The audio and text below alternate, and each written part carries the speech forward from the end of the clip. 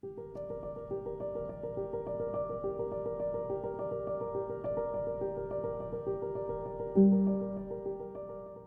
guys, welcome back to the channel. My name is Katelyn, and today we are continuing a multi-part series within the 100 Dragon Challenge. So a couple videos ago, I had you guys vote on basically which of the deadly sins you guys would like to do, and it was between like lust, greed, pride, oh, I can't remember all of them. Basically, we had 6 different selections, or was it 5? 5 different selections, and you guys, of course, picked the Lust Dragon.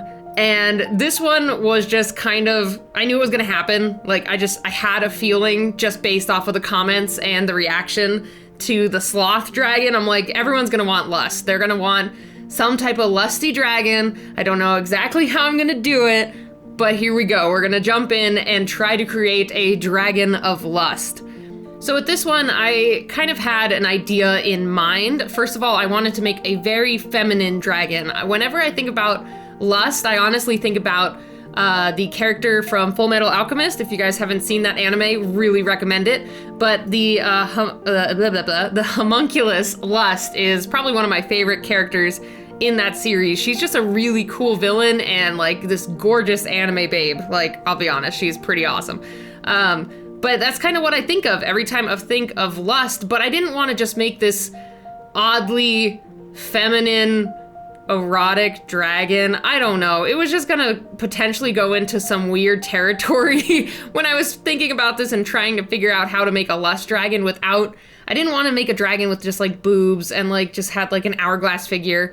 I don't know, it was just weird. I didn't want to dive into that territory. So I was like, well, what if we made a dragon instead that lusted after the things that man had? And I thought that was a really interesting spin on it and would work pretty well for the idea of lust. Basically, my thought was this dragon, she wanted everything that man had. Maybe the fame, the fortune, the women, basically whatever this dragon could have that was man's, she wanted. So that's kind of the thought process I had behind the idea of a lust dragon. So I was going between like putting treasure at her feet or some other thing that she lusted after that men wanted, but I thought that would look too much like a greed dragon. So I thought, well, then we can still go off of that and just put like a human, like maybe she just like a feminine figure. I don't know exactly how to justify this. It's kind of getting into some weird realm, but I still justify it as this dragon kind of lusts after the thing that men possess or have or are able to have, and one of them is, well, possess. Okay, I'm not saying that men can own women. let me backtrack that one. This is getting into weird territory just doing this voiceover, but more like something that they can have, you know? So I thought a woman could work very well for this, and it kind of plays into the sensual side of lust. This is a really weird voiceover for me to do, guys. I think I've said that like 10 times over, but it's very interesting for me to figure out a way to explain this. But having the woman involved in this is kind of also showing like the lustful side of humanity, maybe some other really deep meaning, whatever. But that's kind of what I was thinking when designing this dragon. And another big inspiration for me for this dragon was I've always really loved the design of Maleficent.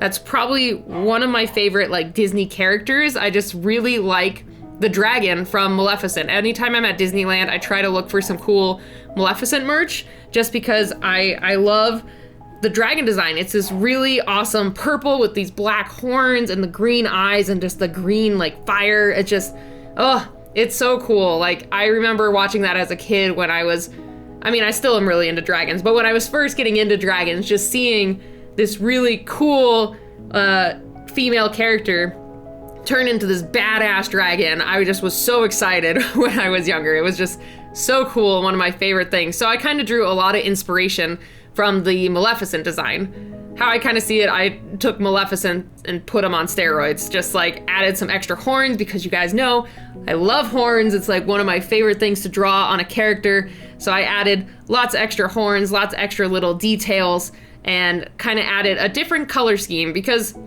I didn't want it to be exactly the same. I didn't want the purple dragon with like the black horns. So I kind of had to think about different colors, and I was just trying to think of what colors could represent lust. I know a lot of people are like, well, you could do red because that's the color of passion. And I'm like, okay, well, there's that. But I don't know. I also see like cool colors as a very like interesting, sensual color palette, and just gives this dark, mysterious vibe to this dragon. So I thought, why don't we do some really nice blues and purples and some aquamarines and some very cool colors, and then that could be contrasted by, I could still incorporate like the reds or the pinks or like the more colors of lust and passion and such. So that's kind of what I was thinking of when picking out the colors for this.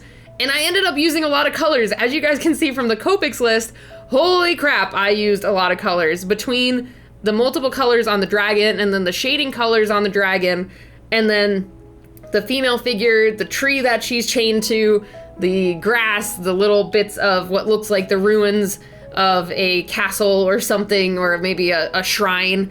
Yeah, all of those colors I had to think about. And this first part where I'm testing the colors isn't even all of them, because as I was coloring, I was like, ooh, I kind of need this color, so I just keep pulling them off, and then I just had a whole pile of colors by the end of it. It was very daunting. There was so many colors to choose from and organize and figure out where they went.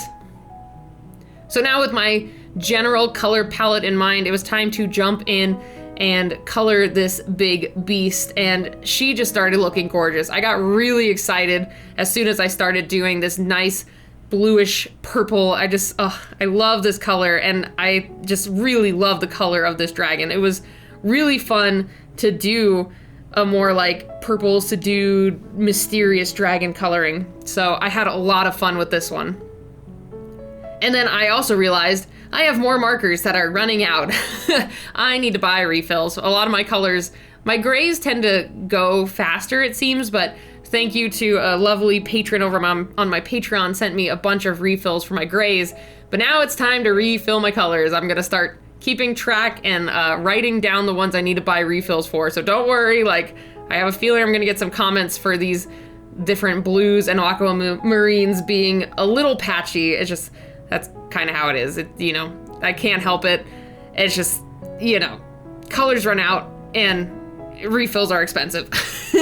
So I will get them when I can get them.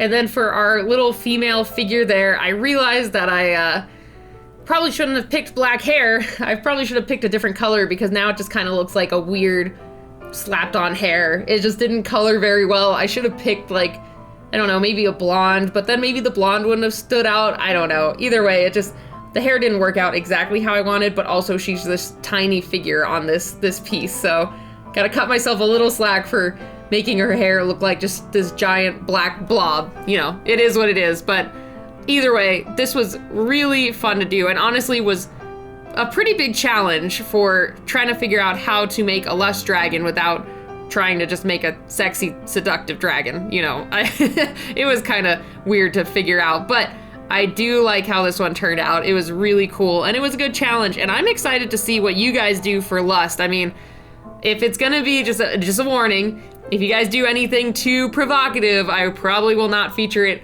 in my video. So keep it PG-13, figure it out. I'm excited, but also frightened to see what you guys pick for lust.